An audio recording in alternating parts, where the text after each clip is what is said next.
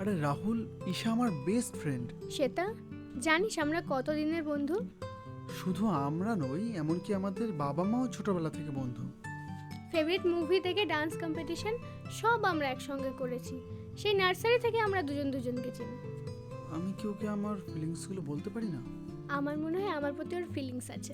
যেভাবেই হোক আমি আজই ওকে সব বলবো, যদি বন্ধুত্ব নষ্ট হয়। আরে বন্ধুত্ব নষ্ট হবে কেন? আশা করি ও আমার সব ফিলিংস বুঝবে। আমি তোকে বলছি আমার ফিলিংস বোঝে। ও শুধু আমার বেস্ট ফ্রেন্ডই না, he is my first love. My first লাভ।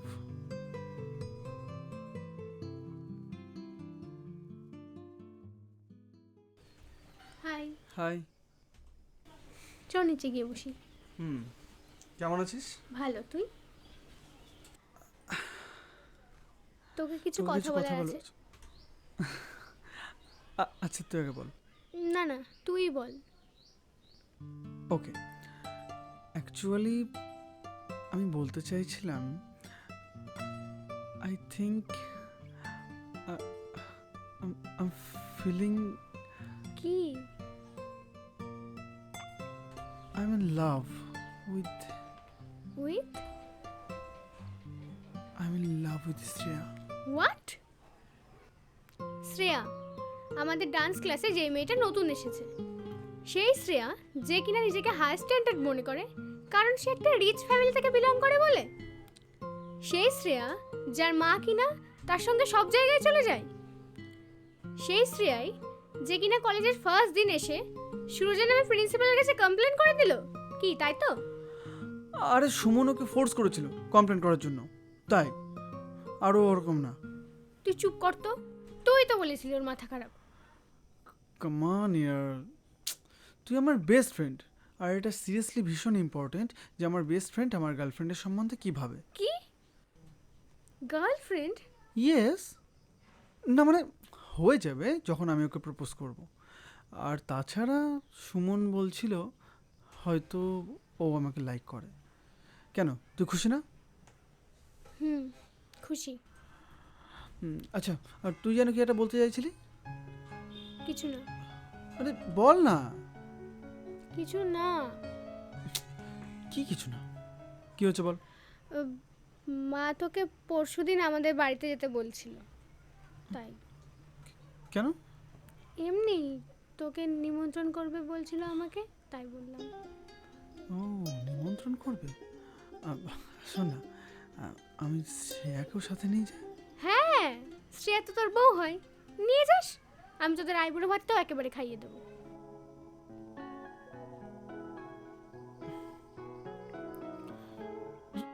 ঈশা, ঈশা শোন।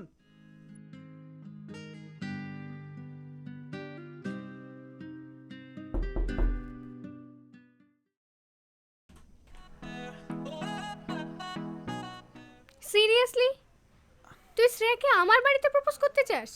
হ্যাঁ শোন, বাড়িটা বাড়িটা সুন্দর করে গোছাতে হবে। আরে আরে এটা হচ্ছে বেস্ট প্লেস। আর এমনিতেও তোর বাবা মা বাড়িতে থাকে না, কাজের জন্য বাইরে আছে। আর আমার বাড়িতে এটা সম্ভব না, সেটা তুই খুব ভালো করে জানিস। এখানে এখানে কেউ জানতে পারবে না। কেউ জানতে পারবে না। আর শোন না, আরে কি হলো? কেন, তুই আমার বেস্ট ফ্রেন্ড না? আর আর আমি অলরেডি শ্রেয়াকে তোর বাড়িতে আসতে বলে দিয়েছি। কি? যা খুশি তাই নাকি? শোন শোন শোন, বাড়িটা সুন্দর করে একটু সাজাতে হবে। আর প্রপোজ করছি তো আমি ওকে, এই জন্য ফুল, গোলাপ ফুল আর বেলুন টেলুন দিয়ে একটু সাজাতে হবে। এইটুকু হেল্প করবি না আমাকে? আচ্ছা, আমি যদি তোকে প্রপোজ করতাম তাহলে তুই এরকম রোমান্টিক স্টার পছন্দ করতিস না? প্লিজ প্লিজ প্লিজ, শ্রেয়ার আধা ঘন্টার মধ্যে এখানে চলে আসবে। Please please. Okay. You are my best friend.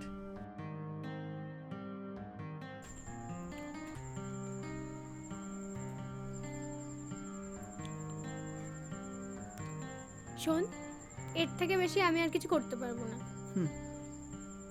আর এই যে গোলাপ, এটা দিয়ে প্রপোজ করে দিস।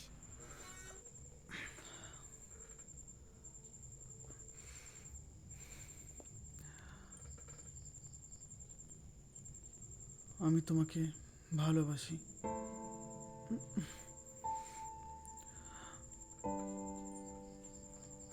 আমি তোমাকে ভালোবাসি। ঠিক আছে না?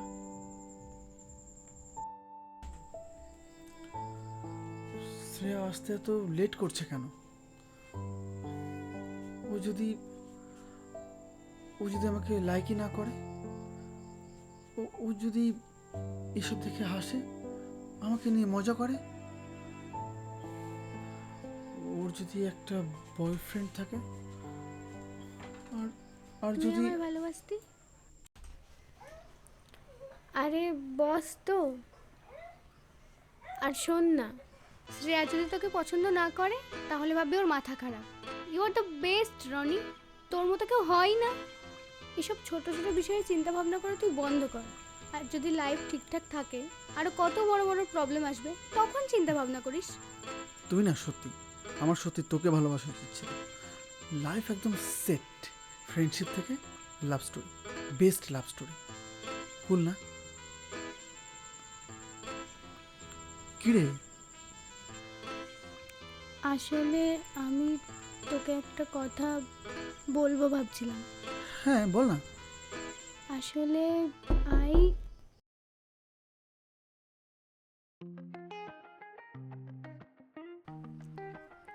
হাই।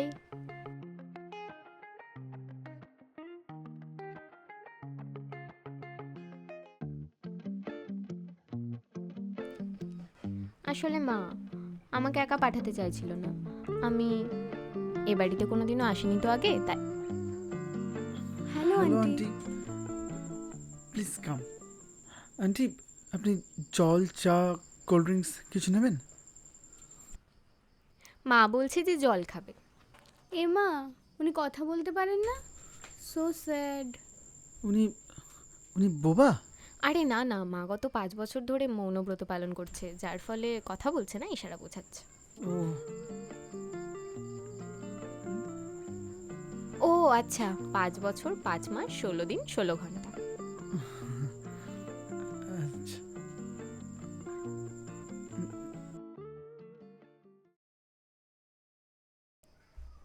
আসলে রনি, মা জিজ্ঞাসা করছিল যে এইসব কিসের জন্য। এগুলো এগুলো এইসব এইসব তুই বল, এগুলো কি? আসলে এগুলো আজকে কিসের birthday? Happy birthday. Oh really? Happy birthday Isha. তা রনি, তুমি আমাকে আগে কেন বলনি? তাহলে আমি ঈশার জন্য অন্তত বার্থডে গিফটটা নিয়ে আসতে পারতাম।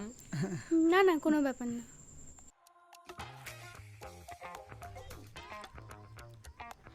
আসলে মা জিজ্ঞাসা করছে এই যে জন্মদিনের কেক কোথায়। তাই তো, কেক কোথায়?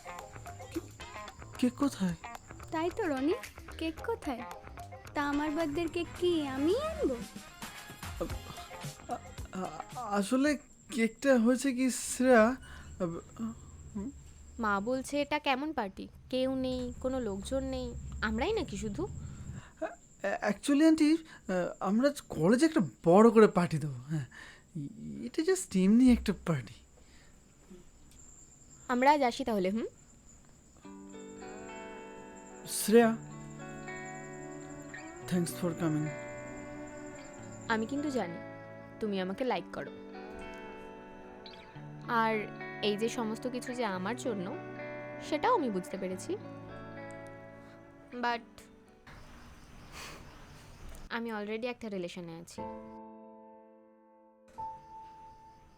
সরি।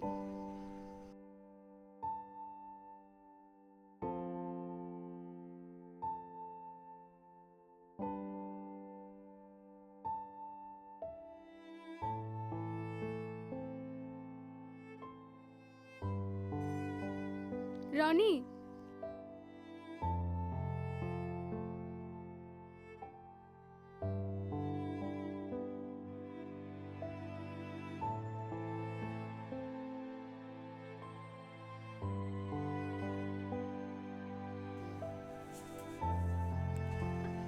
R you okay? শোন তো আমার কথা, তুই প্লিজ শ্রেয়ার কথা ভুলে যা। আর আমার এমনিও ওকে পছন্দ না। এত টেনশন কেন নিচ্ছিস?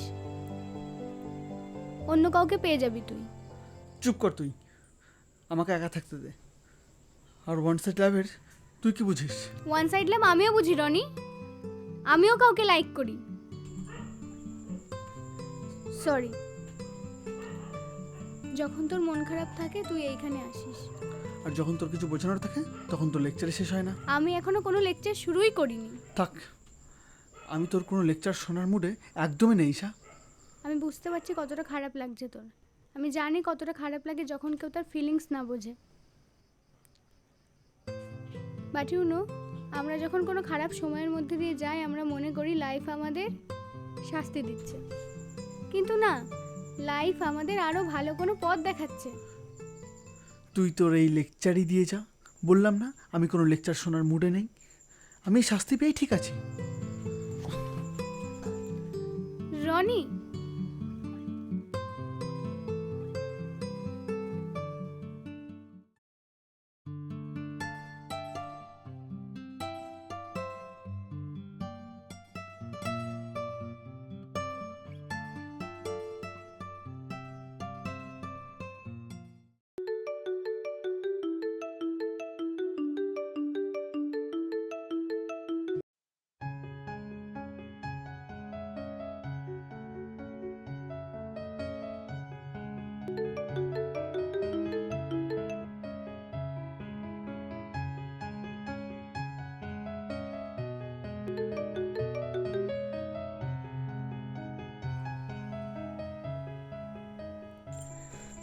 এবার দেখ আমি কি করি।